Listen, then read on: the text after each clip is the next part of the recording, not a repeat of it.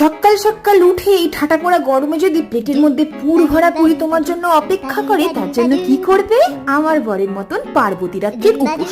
আর যদি চাও শিবরাত্রিতে নতুন একটা এডিশন, যে বর যেন রান্না করা জোটে।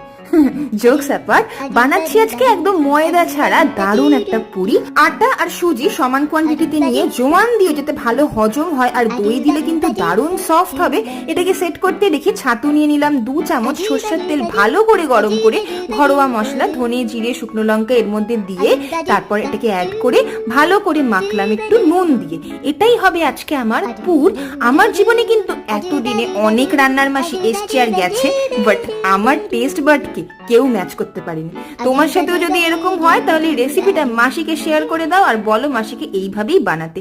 হেলথ কনসিয়াস হলে পুরি না বানিয়ে পরোটার মতন হালকা একটু তেল দিয়েও কিন্তু খেতে পারো। টপ করে খেয়েও। আর কেমন লাগলো রেসিপিটা প্লিজ জানিও।